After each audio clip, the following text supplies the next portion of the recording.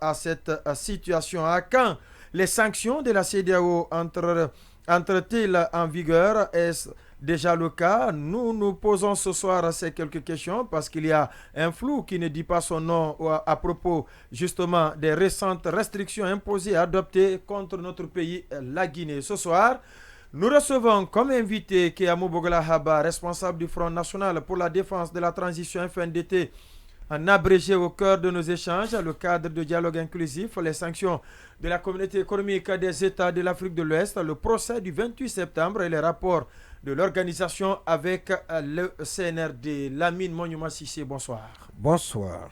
Beaucoup d'énergie ce soir là. Oui, bien sûr. Je ne sais pas d'où vous venez.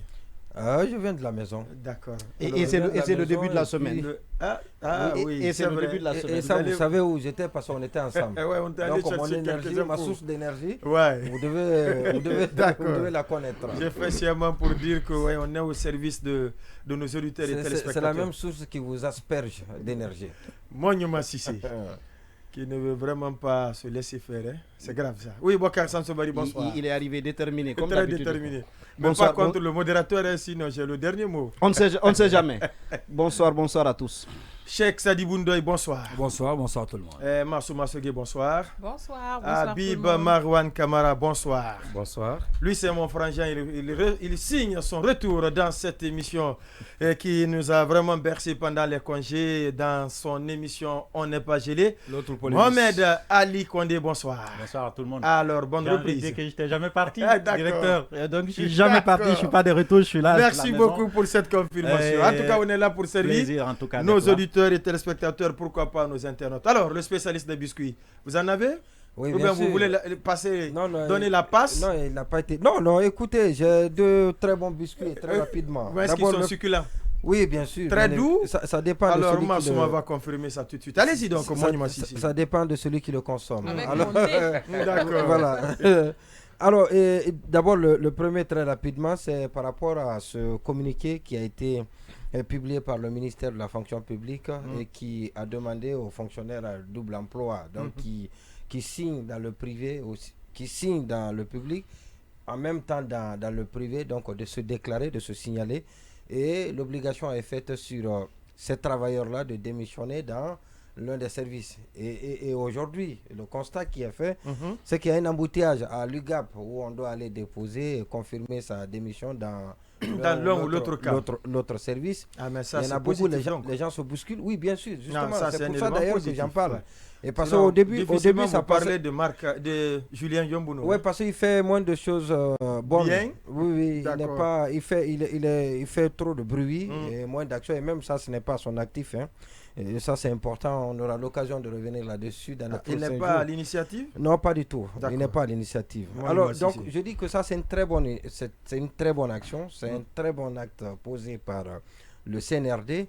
Et non seulement ça permet de décongestionner, de nettoyer l'administration, la fonction publique qui était devenue un fourre-tout, qui était devenue un dépotoir, et donc où tout le monde s'y retrouvait.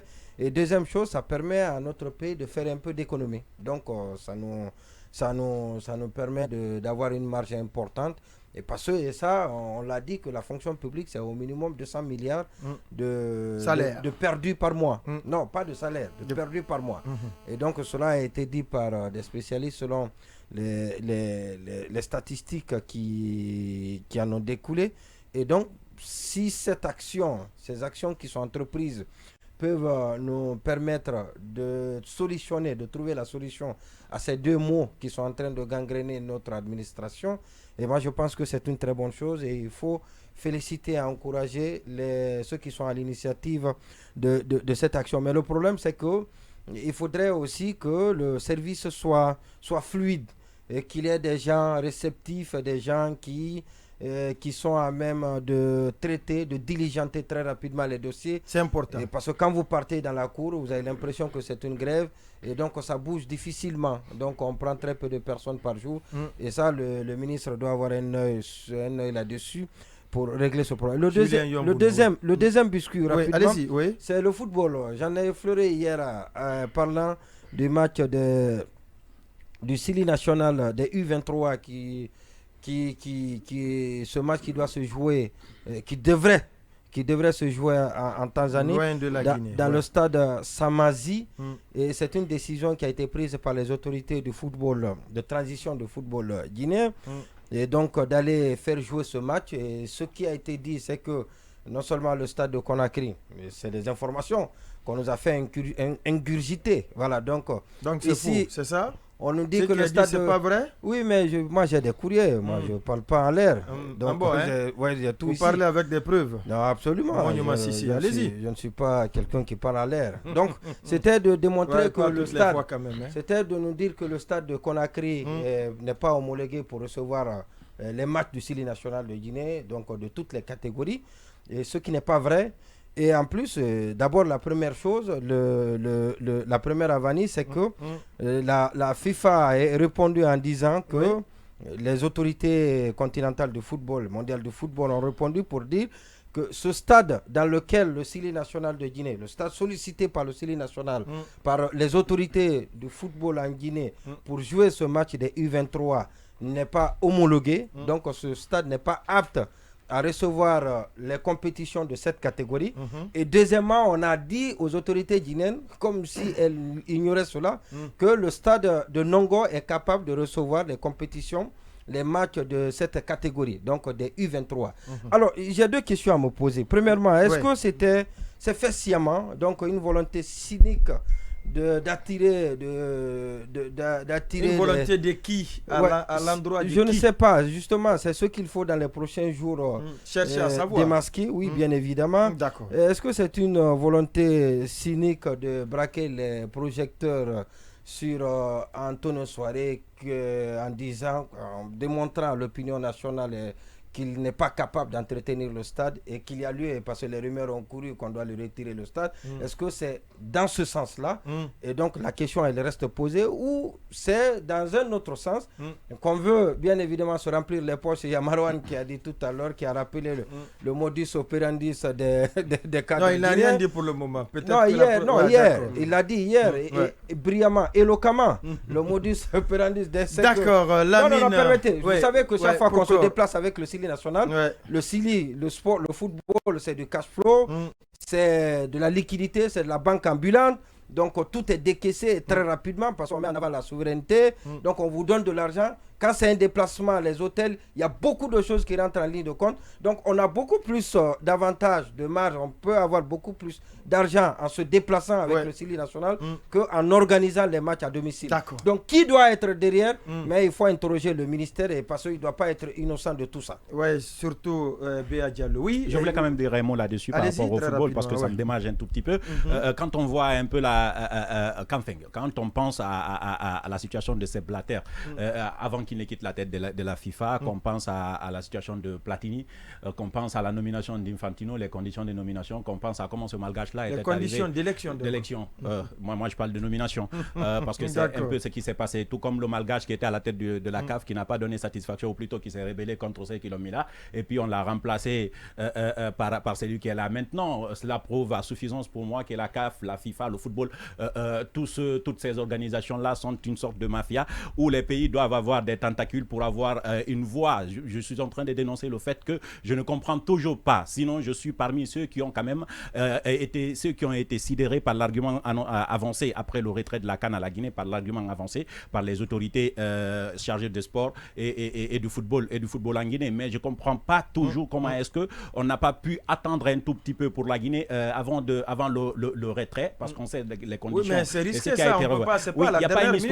Il n'y a pas une histoire de risque. Je suis en train de dire que la dernière minute, on décide du retrait et puis on attribue à un autre pays. La CAN, c'est une organisation lourde, il y a beaucoup d'implications. Oui, ça ne serait pas une première fois, je ne voulais pas créer de la polémique là-dessus, mais ça ne serait pas une première fois. Les glissements ont toujours été possibles. Le retrait, on a vu... Faites bien de rappeler le Cameroun, parce que ce n'est pas un bon exemple en fait en matière de respect de délai. On sait déjà que le Cameroun, la Guinée équatoriale, les dernières les conditions dans lesquelles ces camps-là ont été organisés, on sait déjà où en sommes-nous avec la Côte d'Ivoire, où on a été obligé de glisser le calendrier de la CAN parce que les Ivoiriens n'ont encore rien fait. Voilà, ce qu'on pouvait dire. On pouvait attendre. Donc je suis en train de dire que oui, c'est eux seuls au niveau de la FIFA qui savent comment ils sont en train d'homologuer ou pas homologuer la situation. Je voulais dire ça là-dessus. Pour terminer, je veux juste rappeler, permettez-moi, ça prend juste 30 secondes. Allez-y. La route qui se trouve juste en haut ici, en quittant Demoudoula, traversant Colomaraï et monter jusque devant. Avant, ça circulait très bien. Mais depuis quelques mois, ils sont venus tout charcuter. Les taximètres font payer plus cher. Les voitures ne roulent presque plus. Les motards qui faisaient payer 5 000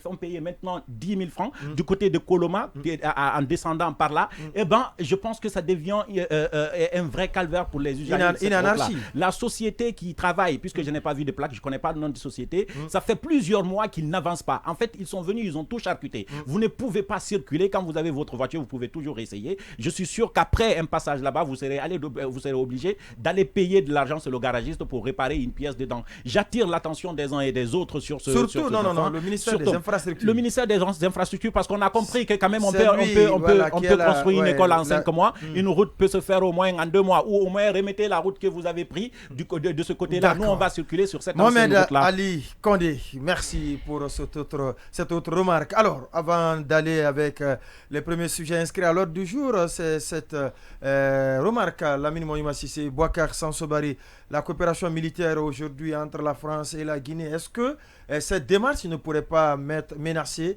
l'axe Conakry-Bamako?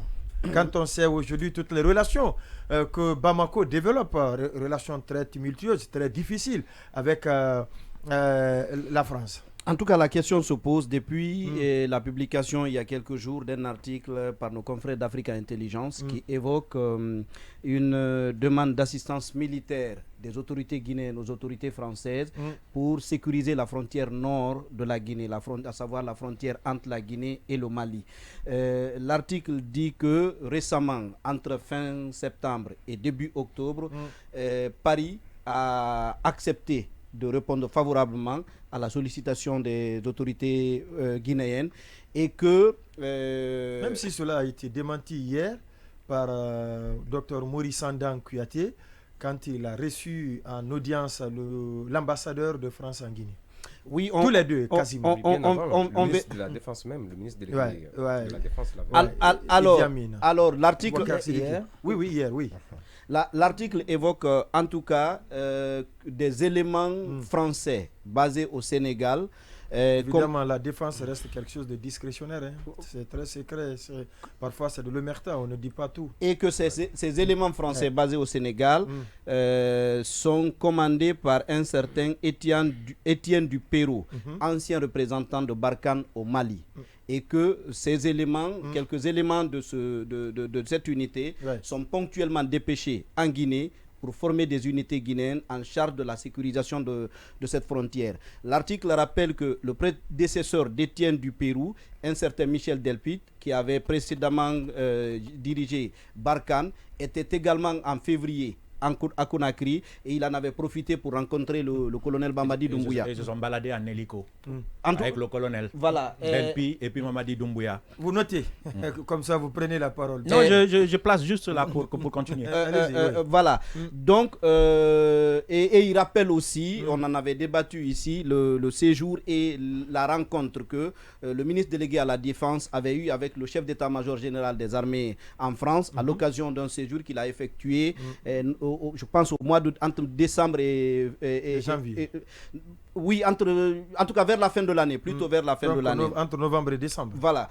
Et il faut dire que depuis l'apparition de cet article, du côté des autorités, pas forcément des autorités maliennes, mais au sein de l'opinion publique malienne, on s'interroge de plus en plus. Il y a même des articles qui ont commencé à être publiés pour s'interroger sur la sincérité des autorités guinéennes dans leur rapport avec le Mali. Et j'ajoute à cela que, avant que nous rentrions ici, Jeune Afrique a publié un autre article disant que, évoquant un rapprochement entre le président Mamadi Doumbouya et le président ivoirien Alassane Dramane Ouattara. Oui, et nous en parlerons tout à l'heure. Il y a déjà le séjour que le Premier ministre a effectué au Mali, séjour à l'occasion duquel il a rencontré le Premier ministre, mais il s'ajoute... En Côte d'Ivoire, plutôt. En Côte d'Ivoire, j'allais dire. Oui, Dr Bernard Goumou. Il s'ajoute à cela que depuis hier, une délégation conduite par le ministre de la Sécurité, Bachir Diallo, séjourne en Côte d'Ivoire et c'est pour une durée d'1 semaine. Il est envisagé plusieurs pistes de collaboration entre les deux pays.